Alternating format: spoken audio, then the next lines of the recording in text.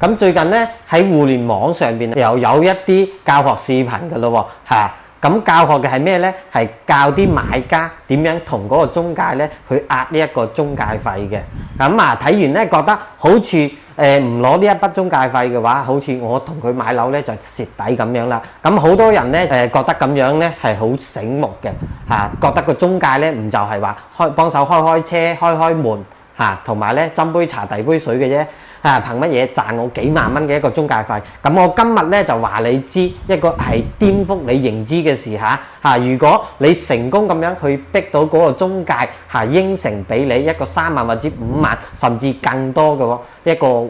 回佣嘅話，咁呢一個咧係絕對唔係話你賺咗便宜啊，而係你噩夢嘅一個開始嚟嘅。呢一個咧唔係我嚇你咁樣。而係咧，我見到好多嗰啲交易最後嘅一個悲劇咧總結出嚟嘅一個血同埋淚嘅一個教訓嚇。咁今日咧，我會同大家講清楚幾點嘅一個真相啦。我咧就一共係分咗4個點咁樣嚟同大家講嘅。咁第一點咧就係你嘅最優策略咧，根本咧就唔係話點樣去壓嗰個經紀人個價應該咧係去激勵佢全力以赴咁樣去幫你爭取你應有嘅一個折扣優惠同埋你嘅一個最基本權益啦。咁第二點咧就係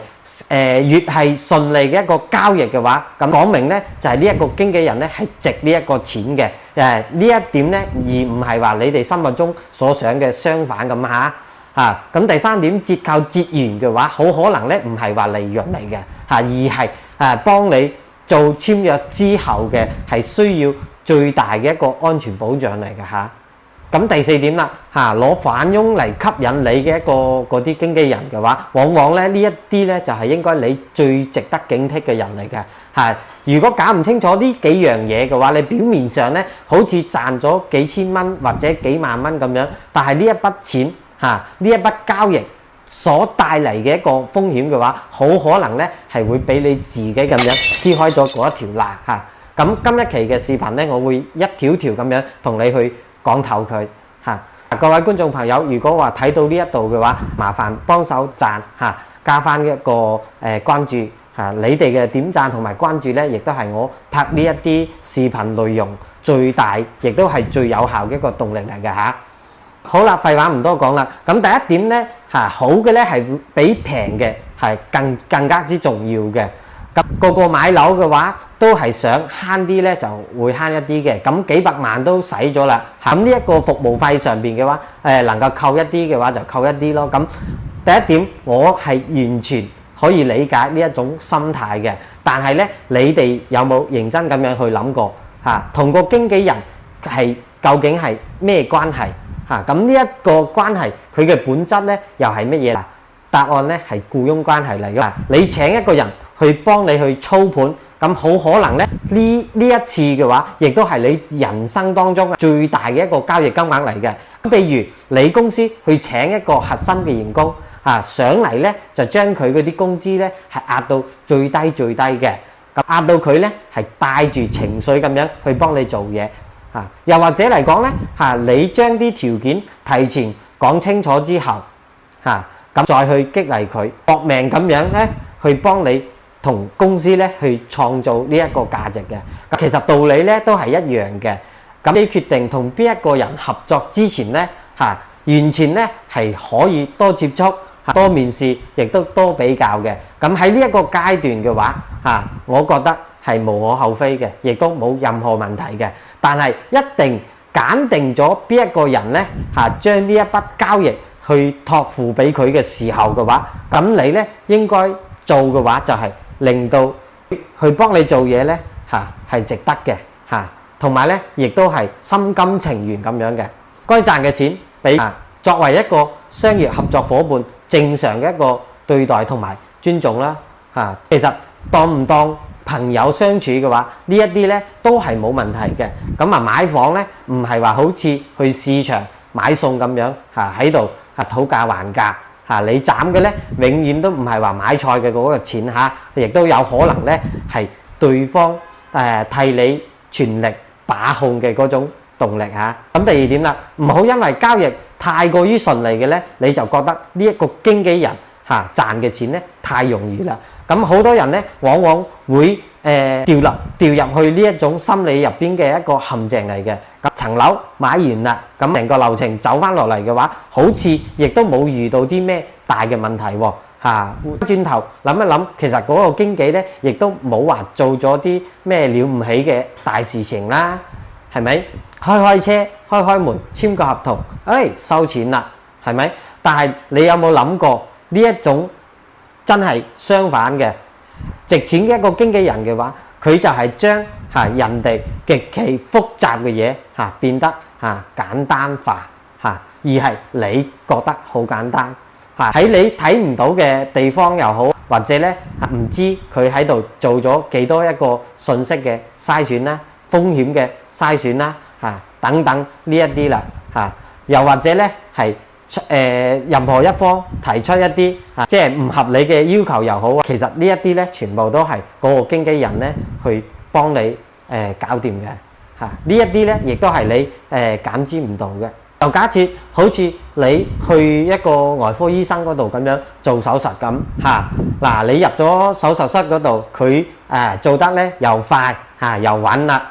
但係當你出咗呢一個手術室之後嘅話，覺得好似又亦都冇咩喎咁樣，我親自睇住佢就咁樣喐喐手咁樣就 OK 啦，但係咧你敢唔敢另一個啱畢業嘅一個實習生去幫你做呢一場手術啦？道理都係一樣噶嘛。其實經紀人最大嘅一個核心價值咧，就係當你感知唔到呢一份工作量，但係咧佢會藏喺一啲係冇發生嘅一啲麻煩入邊變得順利咗咁，同埋咧喺你搖擺不定嘅時候咧會輔助你去幫你做決定幫你咧係爭取最有利嘅一個條件啦咁拆解翻一啲咧你係意料唔到嘅一個潛在風險啦，等等呢一啲問題嘅咁當然問題冇出現咧係覺得呢一個經紀費咧係唔值錢嘅，但凡如果話出現一次問題嘅話，咁你就知道你嘅一個代價咧係去到幾咁大啦咁第三個，你斬掉嘅嗰一部分佣金，究竟係中介公司嘅利潤定係你自己嘅個安全帶咧？好多人咧覺得傾個折扣返個佣嘅話，唔就係令到呢一間公司少賺啲咩？咁俗話都有講啦，肥水咧就唔流外人田㗎啦但係咧一定要搞清楚，咁佣金收入嘅相當一部分咧係會投入到交易嘅一個服務體系入邊嘅，唔係話全部俾個經紀人攞走晒㗎啦。咁你以為買樓簽個合同咁就結束㗎啦？行業呢一邊咧，亦都有句話嘅，咁簽約咧先至係服務嘅一個開始嚟㗎嘛。咁後邊咧仲有啲產權核驗啦、貸款審批啦、資金嘅一個監管啦、交樓嘅一個對接啦，咁物業呢邊嘅一個交割啦，等等呢一啲每一個環節咧都有可能係標出嚟任何嘅一個變數嘅。咁安居樂業嘅一個美好咧我見得多，但係人性嘅一個貪婪嘅話言而無信等等呢一啲嘅話，亦都見咗唔少嘅。咁合同係咩呢？係雙方喺某一個時間達成某一種相對嘅一個交易條件嚟嘅但係呢合同呢唔可以能夠完全咁樣去執行嘅。咁如果有一方突然之間提出合同覆蓋唔到嘅要求時候，咁呢一個時候咧，又應該點？呢一個咧係全靠呢一個經紀人去幫你從中周旋同埋推動，再最後咧再進行兜底嘅。咁我自己買樓嘅話，揾信息傾條件呢一啲咧，全部都唔怕，因為錢咧始終都仲係喺我自己個袋入邊。但係喺簽約嗰一刻起，嗰個時候咧，先至係開始真真正正緊張嘅。咁因為錢一旦開始流動起身嘅話，咁呢一場嘅博弈咧，亦都係先至啱啱開始嚇。咁呢一套簽約後嘅一個服務能力咧，係需要真金白銀咁樣去搭建同埋維護嘅嚇。你斬落嚟嘅錢係折掉咗，定係有好可能咧係本來應該用嚟對呢一次交易最用嚟保障呢一筆交易完全落地嘅成本。更關鍵嘅咧就係喺正規嘅一啲公司當中反佣嘅話係紅線嚟嘅亦都係被嚴格禁止嘅一旦咧係被人哋舉報咁接落嚟嘅咧就係走人㗎啦。你嘅嗰筆交易嘅話都仲係行到一半嘅時候，咁公司幫你換人，咁新嚟嘅話又唔知前因後果，咁出錯嘅一個概率咧，亦都係相當大嘅咁慳翻落嚟嘅錢同埋服務爛尾嘅一個風險比起身嘅話，兩個咧都唔係話喺一個兩級上邊嘅。而且經紀人同你承諾嘅咧都係私底下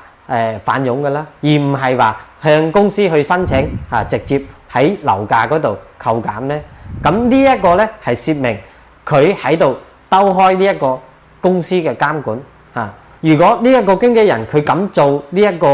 風險嘅話，咁十有八九咧都已經係唔打算長做噶啦。咁等佢攞到呢一筆提成之後，仲會唔會俾你嘅話，咁呢一點邊個咧都話唔準嘅。咁買樓最大嘅代價嘅話，從來咧都唔係話嗰個服務費嘅一個高低，而係你嘅風險嘅大小咁第四點啦，有本事嘅一個經紀人嘅話，佢唔會話主動咁樣同你去提呢一個反佣嘅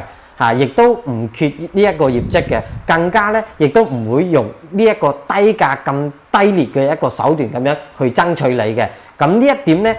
好多人咧係冇諗過嘅。一個經紀人主動咁樣同你提反佣嘅話，咁你有冇諗過？要麼佢咧係確實係冇其他競爭能力啦，咁只能夠用平咁樣去當賣點噶啦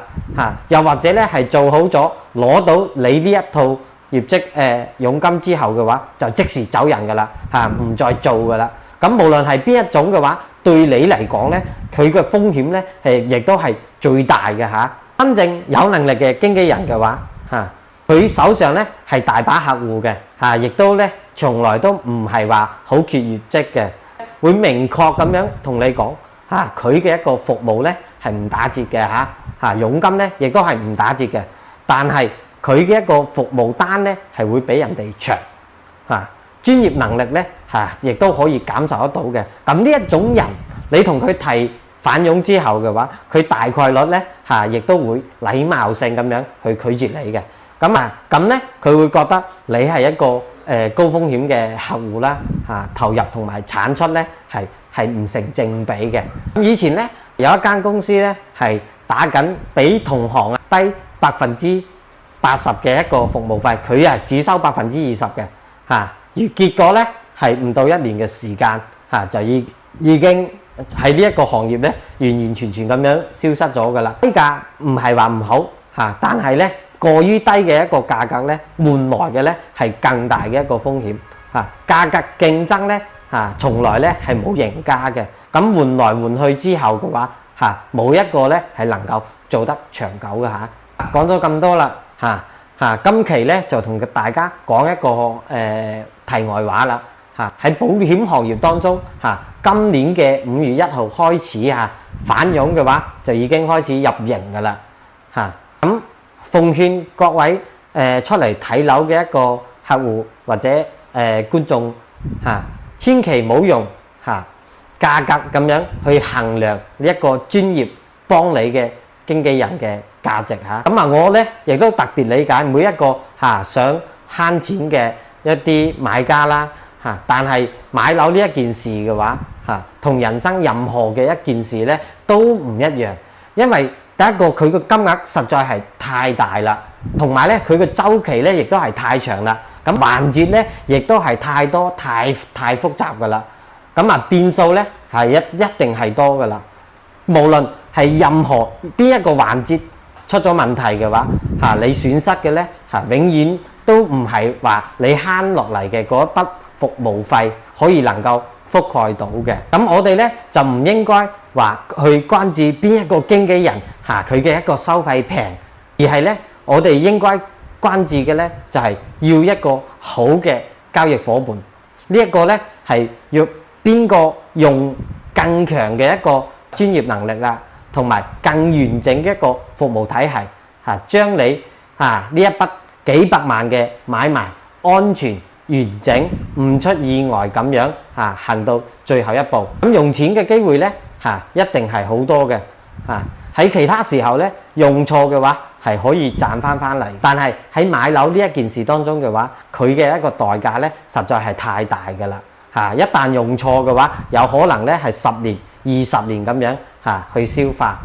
該慳嘅錢呢，我哋一分都唔多使嘅。唔該慳嘅錢嘅話，咁呢一個呢，一分都唔能夠少㗎啦。呢一個呢，係每一個成年人喺面對呢一種重大嘅一個決策嘅時候呢，係該有嘅一個清醒基本上講完㗎啦。咁問翻你哋啦，你哋喺買樓嘅時候嘅話，有冇遇到啲咩驚險嘅一個故事啦？又或者呢，你覺得點樣嘅一個服務體系呢，先至配得上足額咁樣去支付呢一個中介費呢？評論區呢，就大家一齊去探討下啦。今一期嘅節目內容呢，就到呢一度㗎啦，我哋下一期再見啦，拜拜。